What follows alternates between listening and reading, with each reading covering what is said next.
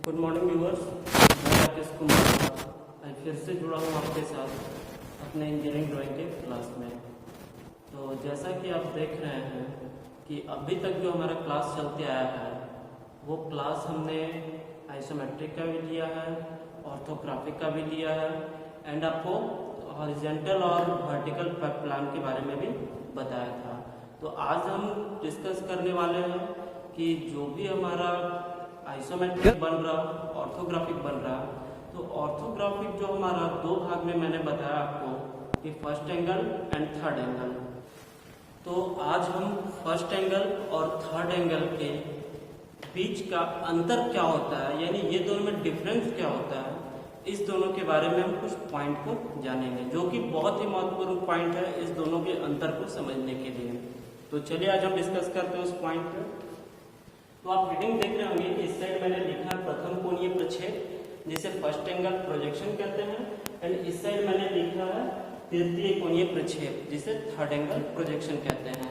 समझ में आ रहा है आपको? हिंदी भी आपको समझना चाहिए, क्योंकि हिंदी में भी कभी कभी पूछ दिया जाता है तो वहां पर समझने में कठिनाई होती है। तो ये प्रथम कोणीय प्रक्षेप अर्थात फर्स्ट एंगल प्रोजेक्शन इसे कहते हैं, एंड ये तृतीय कोणीय प्रक्षेप अर्थात थर्ड एंगल प्रोजेक्शन कहते हैं। तो फर्स्ट एंगल और थर्ड एंगल में जैसे तो मैंने आपको बताया था कि दोनों में एक क्रॉस का अंतर होता है, लेकिन उसमें और भी क्या क्या डिफरेंस होते हैं वो आज हम इस पॉइंट के माध्यम से समझेंगे। तो यहाँ पर देख रहे बच्चों की पहला पॉइंट है आपका फर्स्ट एंगल प्रोजेक्शन के लिए कि प्रथम कोणीय प्रक्षेप में, पॉइंट को अच्छे से समझिएगा कि प्रथम कोणीय प्रक्षेप में वस्तु प्रथम चतुर्थांश में स्थित रहती है। प्रथम कोणीय प्रक्षेप यानी कि फर्स्ट एंगल प्रोजेक्शन में जो भी हमारा ऑब्जेक्ट होता है वो किस कोण में रहता है? वो प्रथम चतुर्थांश। चतुर्थांश कोण तो आपको मैंने बताया था कि जैसे कि ऑर्थोग्राफिक जो हम लोग बनाते हैं तो ये हमारा 4 चतुर्थांश में बटा हुआ होता है ना, जो कि फोर्थ क्वाड्रेंट में बटा हुआ होता है हमारा ऑर्थोग्राफिक। तो फर्स्ट क्वाड्रेंट हमारा ये हुआ, ये सेकंड क्वाड्रेंट हुआ, ये थर्ड एंड ये फोर्थ। तो इस पॉइंट से यही कहा जा रहा है कि प्रथम कोणीय प्रक्षेप में यानी कि फर्स्ट एंगल प्रोजेक्शन में वस्तु जो होता है प्रथम चतुर्थांश में स्थित रहता है। इससे पहले भी क्लास में मैंने डिस्कस किया था कि फर्स्ट एंगल प्रोजेक्शन में जो भी हमारा वस्तु होता है वो प्रथम चतुर्थांश में स्थित होता है। किसमें? प्रथम चतुर्थांश में। तो ही हमारा टॉप नीचे बनता था एंड फ्रंट ऊपर बनता था, जो कि आप नहीं अगर आज पिछले क्लास में देखे होंगे, समझ पाए होंगे, तो आप पिछले क्लास को देखें और देख के इस टॉपिक को आप क्लियर कर सकते हैं कि प्रथम चतुर्थांश क्या होता है और वस्तु प्रथम चतुर्थांश में फर्स्ट एंगल में क्यों रखा होता है। तो ये फर्स्ट एंगल में प्रथम चतुर्थांश में रखे होने के कारण ही हमारा फर्स्ट एंगल का जो व्यू बनता है वो हमारा टॉप व्यू नीचे बनता है एंड फ्रंट व्यू ऊपर बनता है। तो ये पॉइंट आपका क्लियर हो गया। सबसे पहला हमारा अंतर यही है कि प्रथम कोणीय प्रक्षेप में वस्तु प्रथम चतुर्थांश में स्थित होता है, यानी कि प्रथम कोणीय जो प्रक्षेप बनेगा, फर्स्ट एंगल जो होगा, तो हमारा वस्तु क्या होगा? प्रथम कोणीय चतुर्थांश में स्थित होगा, यानी कि फर्स्ट क्वाड्रेंट में। ठीक है, अब बात करते हैं तृतीय कोण का, क्योंकि दोनों हम लोग साथ में बात करते चलेंगे तो ही अंतर हमको समझ में आएगा। तृतीय कोण में क्या कहता है कि तृतीय कोण प्रक्षेप अर्थात थर्ड एंगल प्रोजेक्शन, इस प्रोजेक्शन में कहता है कि तृतीय कोणीय प्रक्षेप में, ध्यान से समझिएगा, तृतीय कोणीय प्रक्षेप में अर्थात थर्ड एंगल प्रोजेक्शन में वस्तु तृतीय चतुर्थांश में स्थित होता है। फर्स्ट एंगल में हमारा वस्तु कहाँ था? प्रथम चतुर्थांश में। थर्ड एंगल में हमारा वस्तु क्या होगा? तृतीय चतुर्थांश में। यानी कि ये जब तृतीय चतुर्थांश में हमारा वस्तु होगा तो ही जाके अब हमारा थर्ड एंगल का टॉप ऊपर और फ्रंट नीचे बनता है। ठीक है, इस चीज को अगर आप और भी क्लियर होकर समझना चाहते हैं तो इसके पिछले क्लास में आप जाके आप देख सकते हैं। ठीक है, तो दोनों में अंतर आपको पता चला कि प्रथम कोणीय प्रक्षेप फर्स्ट एंगल प्रोजेक्शन में जो वस्तु हमारा होता है, ऑब्जेक्ट होता है, वो फर्स्ट क्वाड्रेंट में होता है, एंड तृतीय कोणीय प्रक्षेप में जो वस्तु हमारा होता है वो थर्ड क्वाड्रेंट में होता है। क्लियर है? दूसरे पॉइंट की अगर हम बात करें तो दूसरा पॉइंट कहता है कि दृष्टा वस्तु को जिस ओर से देखता है, दृष्टा मतलब कि ऑब्जर्वर आप कह सकते हैं, जो वस्तु को देख रहा है ना। दृष्टा वस्तु को जिस ओर से देखता है उसके विपरीत दिशा में वस्तु का प्रक्षेप बनता है। यानी कि कहने का मतलब है कि जैसे कि आप यहां पर, जैसे कि आपका कोई ऑब्जेक्ट है, ये कोई आपका ऑब्जेक्ट है ना, और इस साइड से अगर कोई देखने वाला है, जो दृष्टा है, इस साइड से अगर कोई देख रहा है तो इसका प्रक्षेप जो होगा, यानी कि इसका प्रक्षेप जो होगा वो इसके अपोजिट साइड में बनेगा। ये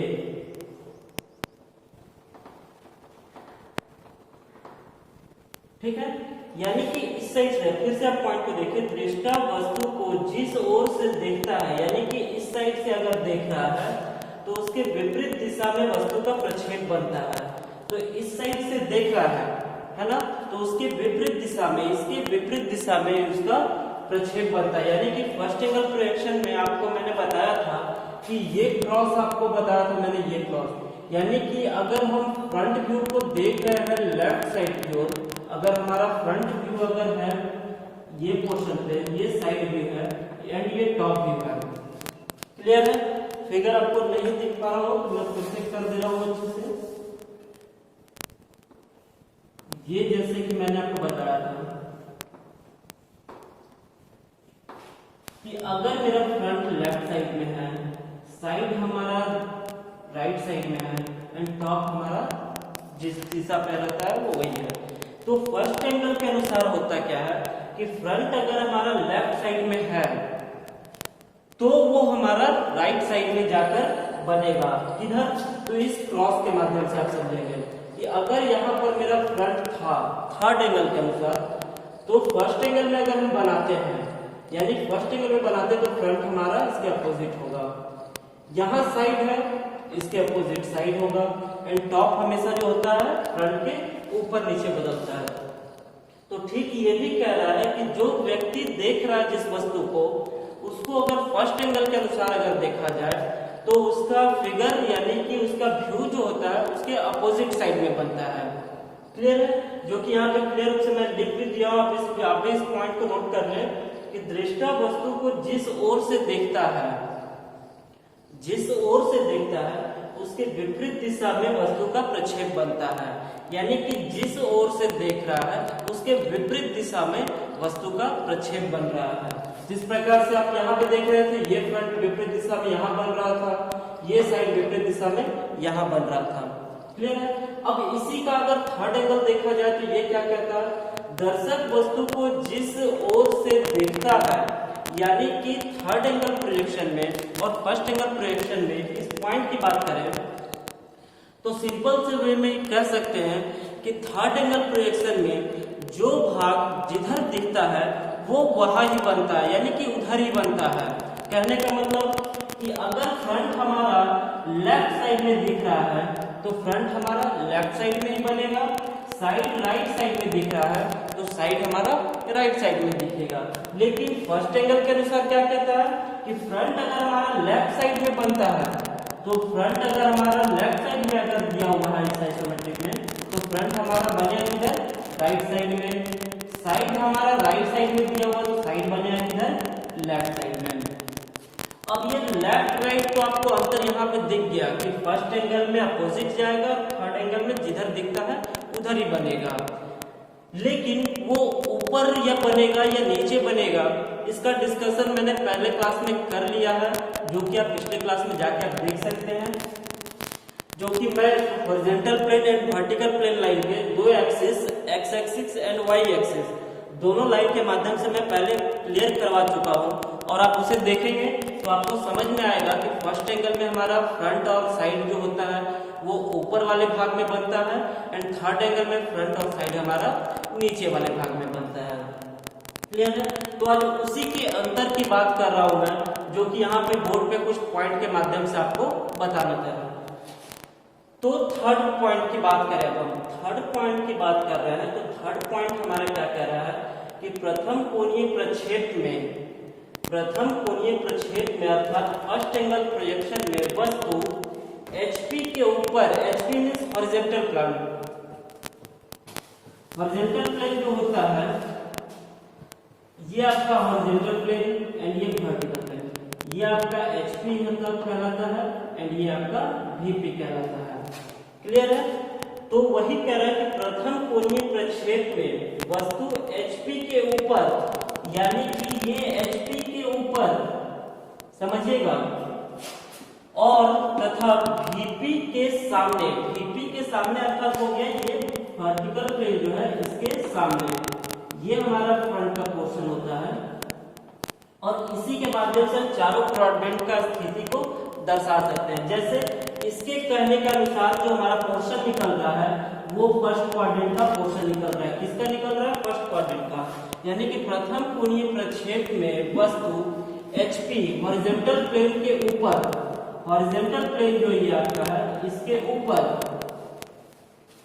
तथा VP के सामने, वर्टिकल प्लेन के सामने स्थित होता है। किसमें? फर्स्ट एंगल प्रोजेक्शन में, जो कि मैंने आपको बताया कि पहला पॉइंट आप देख सकते हैं कि पहला पॉइंट भी यही कह रहा है कि प्रथम कोणीय प्रक्षेप में वस्तु प्रथम चतुर्थांश में स्थित रहता है। प्रथम चतुर्थांश आपका ये था फर्स्ट क्वाड्रेंट, है ना, और यही पॉइंट आपका इस तीसरे पॉइंट को भी क्लियर कर रहा है कि प्रथम कोणीय प्रक्षेप में वस्तु HP के ऊपर, HP हॉरिजॉन्टल प्लेन के ऊपर तथा वर्टिकल प्लेन के सामने, वर्टिकल प्लेन जो ये आपका है इसके सामने, देख रहे हैं आपका स्थिति वही दर्शाया गया है फर्स्ट क्वाड्रेंट का स्थिति।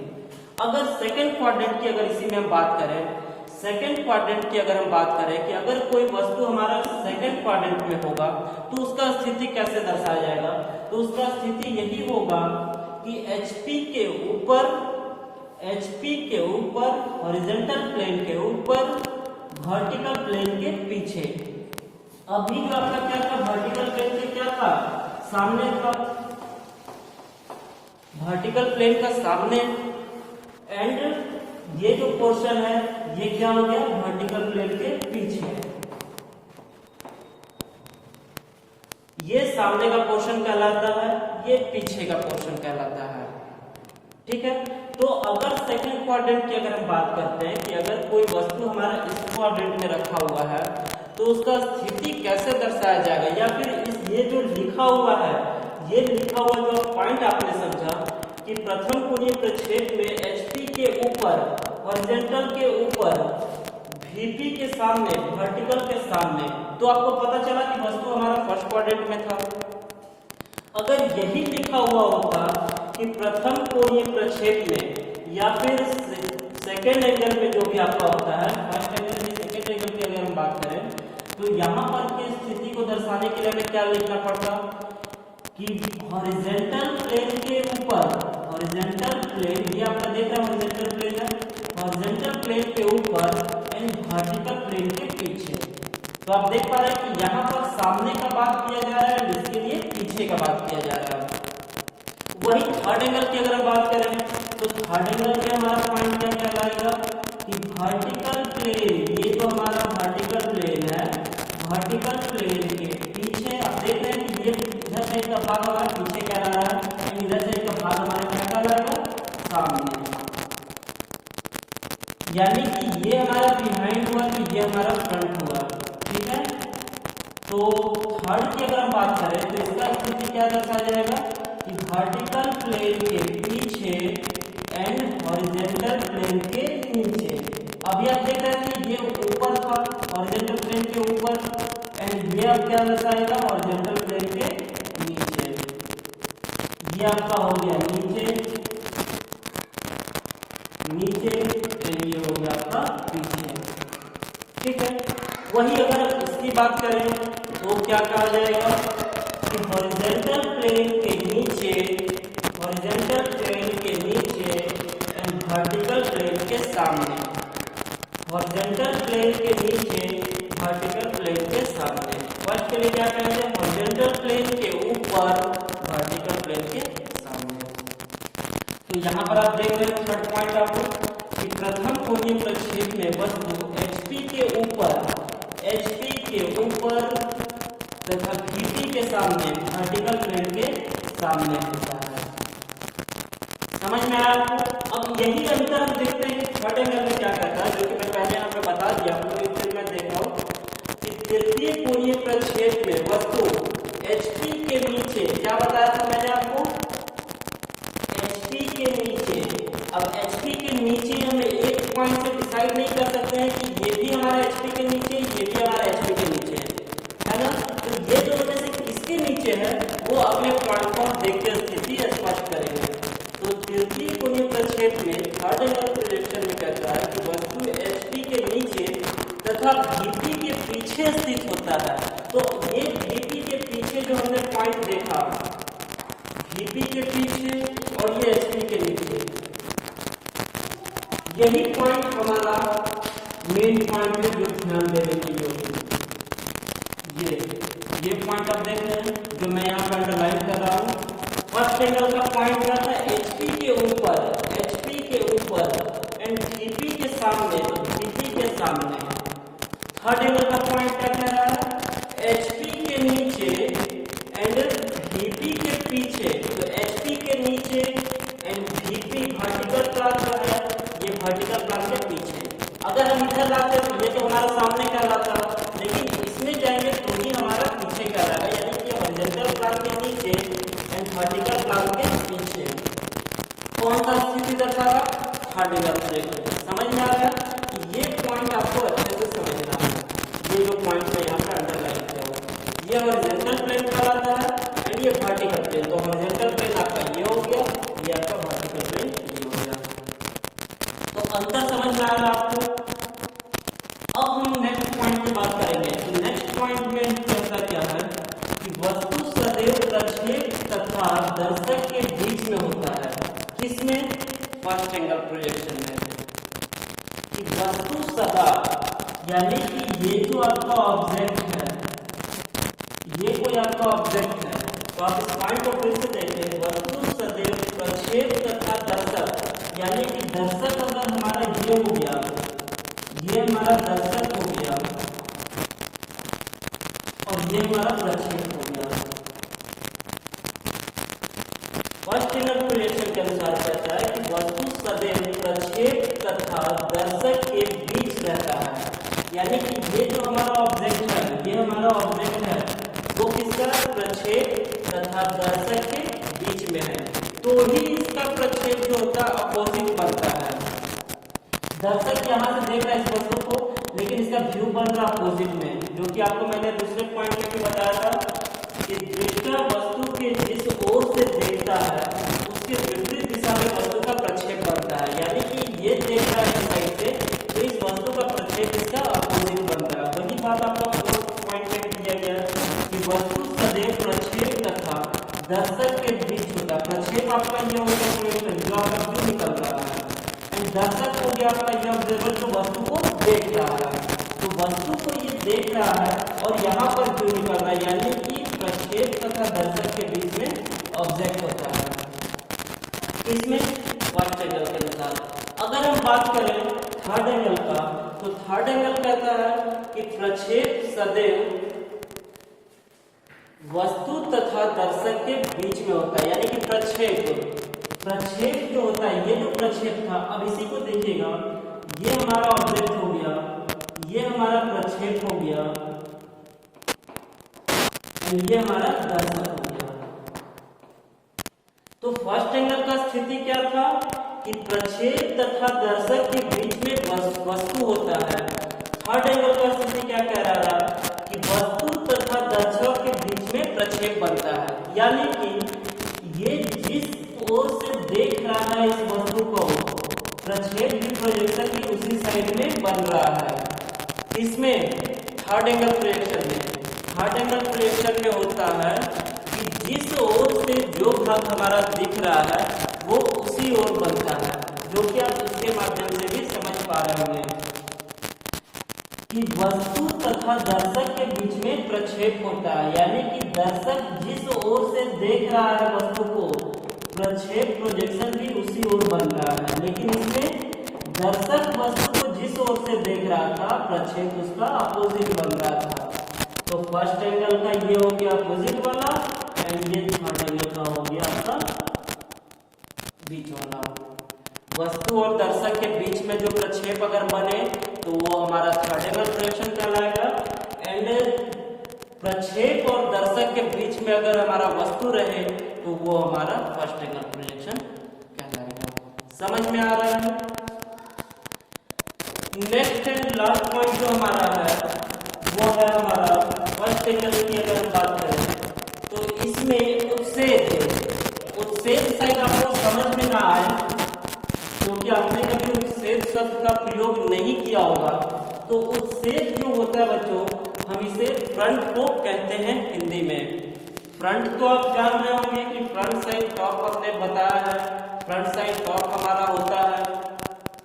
तो फ्रंट को जिस प्रकार से इंग्लिश में हम दो नाम से जानते हैं, देख पा रहे होंगे, एक उत्सेद को मैंने यहाँ पे फ्रंट दर्शाया है एंड एक उत्सेद को मैंने यहाँ पे एलिवेशन दर्शाया है ना। यानी कि उत्सेद कहते हैं फ्रंट को, समझ पा रहे हो? ब्रैकेट में यहाँ फ्रंट दिया मैंने। फ्रंट को इंग्लिश में अगर दूसरा नाम बोला गया तो उसे एलिवेशन कहेंगे, ठीक है। एंड उत्सेद, फ्रंट को हम हिंदी में उत्सेद कहते हैं या सन्मुख कहते हैं। क्या कहते हैं? उत्सेद कहते हैं या सन्मुख कहते हैं। सन्मुख मतलब सामने का, ठीक है। तो इसमें कह रहा है कि इसमें उत्सेद फ्रंट जो होता है, इसमें उत्सेद के नीचे अनुविक्षेप जो होता है वो प्लान को कहते हैं, यानी कि टॉप को हिंदी में हम अनुविक्षेप कहते हैं, है ना। तो फर्स्ट एंगल में कहता है कि फर्स्ट एंगल में उत्सेद जो होता है यानी कि फ्रंट जो होता है वो फ्रंट के नीचे अनुविक्षेप बना होता है। फर्स्ट एंगल में आप देखे होंगे कि फर्स्ट एंगल में जो होता है उत्सेद जो होता है यानी कि फ्रंट जो होता है उसके नीचे हमारा टॉप बना होता है। किसमें? फर्स्ट एंगल में। इसमें यानी कि फर्स्ट एंगल, इसमें का जो बात किया जा रहा है वो फर्स्ट एंगल पे नहीं किया जा रहा है कि फर्स्ट एंगल में उत्सेद जो होता है यानी कि फ्रंट जो होता है वो अनुविक्षेप के नीचे बनता है, अनुविक्षेप के यानी कि फ्रंट जो होता है वो आपका टॉप यानी अनुविक्षेप के ऊपर बनता है, या ये भी कह सकते हैं कि अनुविक्षेप जो होता है उत्सेद के नीचे बनता है। तो आप समझ पा रहे होंगे कि ये फ्रंट जो होता है अनुविक्षेप के ऊपर कह सकते हैं, प्लान के ऊपर कह सकते हैं, या अनुविक्षेप जो होता है वो फ्रंट के नीचे होता है। दोनों एक ही है, ये इसके ऊपर या वो उसके नीचे। समझ में आ रहा? तो फर्स्ट एंगल में हमारा फ्रंट जो बनता है वो किसमें बनता है? ऊपर बनता है, और टॉप जो बनता है वो नीचे बनता है। अब हम बात करें थर्ड एंगल का, तो थर्ड एंगल में आप देख रहे हैं कि इसमें उत्सेद यानी कि एलिवेशन, थर्ड एंगल में जो भी हमारा एलिवेशन अगर आप नहीं समझ पा रहे तो ये आपका फ्रंट। थर्ड एंगल में फ्रंट जो होता है अनुविक्षेप के नीचे बनता है। अनुविक्षेप मतलब टॉप, यानी कि थर्ड एंगल में हमारा जो होता है फ्रंट जो बनता है वो टॉप के नीचे बनता है ना। इसमें जो फ्रंट बनता है अनुविक्षेप के नीचे बनता है, यानी कि अनुविक्षेप बोले तो आपका टॉप और उत्सेद बोले तो फ्रंट। फ्रंट जो थर्ड एंगल में बनता है वो नीचे बनता है एंड फर्स्ट एंगल में ऊपर बनता है। तो ये सारे पॉइंट थे आपको third angle and first angle के बीच में अंतर पहचानने के लिए कि आप क्या क्या अंतर आप इसमें समझ सकते हैं, जान सकते हैं कि जो कि फर्स्ट एंगल और थर्ड एंगल के बीच में होता है। क्लियर? तो अब हम बात करते हैं सिंबल की। तो ये जो फर्स्ट एंगल प्रोजेक्शन होता है बच्चों, ये फर्स्ट एंगल प्रोजेक्शन का आपका सिंबल है, जिसे हम symbol of first angle projection कहते हैं। कि ये जो हमारा फर्स्ट एंगल प्रोजेक्शन का सिंबल है एंड ये हमारा थर्ड एंगल प्रोजेक्शन का सिंबल है। तो दोनों सिंबल में आपको अंतर कुछ ज्यादा नहीं दिख रहा होगा, अंतर यही दिख रहा है कि जो हमारा बड़ा वाला जो हमारा डायमीटर है, ये सिंबल बनता कैसे? हाफ या डबल के रेशियो से, हाफ या डबल के रेशियो से, ठीक है, हाफ या डबल के रेशियो से। यानी कि कहने का मतलब है कि अगर ये छोटा वाला का रेडियस अगर हमारा 5 है तो बड़ा वाला का रेडियस हमारा क्या होगा, बड़ा वाला का रेडियस हमारा 10 होगा। यानी कि या तो इसका हाफ ये रहे या इसका डबल ये रहे। समझ में आ रहा, दोनों में सेम कंडीशन है। छोटा वाला अगर रेडियस हमारा 5 का है तो बड़ा वाला रेडियस हमारा 10 का होगा। और ये जो लाइन है क्या है, ये लाइन फर्स्ट एंगल में सबसे पहले क्या होता है कि फर्स्ट एंगल में बड़े वाले रेडियस के अनुसार किया जाता है। आप देख पा रहे हैं ये पहला लाइन, दूसरा लाइन जो होता है वो छोटे वाले रेडियस के अनुसार होता है। ठीक है, थर्ड एंगल में देखा जाए तो पहला लाइन जो होगा वो हमारा छोटा वाला रेडियस के अनुसार होगा एंड दूसरा लाइन जो होगा हमारा बड़ा वाला रेडियस के अनुसार होगा। तो यही आपका फर्स्ट एंगल और थर्ड एंगल का सिंबल है, जो कि ऑर्थोग्राफिक प्रोजेक्शन जब आप बनाते हैं तो उस प्रोजेक्शन में दर्शाना बहुत ही जरूरी होता है। ये सिंबल जो हमारा फर्स्ट एंगल और थर्ड एंगल, यानी कि ये सिंबल ये टोटल अंतर को ये दर्शा रहा है, ये सिंबल ये टोटल डिफरेंस को दर्शा रहा है। कि यानी ये सिंबल अगर दिया जाए तो आप सिंबल देख के आप समझ सकते हैं कि ये सिंबल हमारा थर्ड एंगल का है एंड ये सिंबल हमारा फर्स्ट एंगल का है। तो आशा करता हूं कि आपको जो मैं अंतर बताया हूं ये अंतर आपको समझ में आया हो कि फर्स्ट एंगल में और थर्ड एंगल में क्या अंतर होता है। और कुछ बातें प्रोजेक्शन की जो कि हॉरिजॉन्टल प्लेन और वर्टिकल प्लेन की अगर ना समझ में आई हो तो आप आज के पिछले क्लास में जाकर आप देख सकते हैं कि इसमें जो बताया है मैंने वो देखकर शायद आपको ये पॉइंट भी पूरी तरह से क्लियर हो जाए। तो आप इस पॉइंट को नोट कर लें एंड इसे अच्छे से देख लें कि इसमें अंतर क्या होता है। तो आज का क्लास में यही तक लूंगा बच्चों, नेक्स्ट क्लास में मिलूंगा।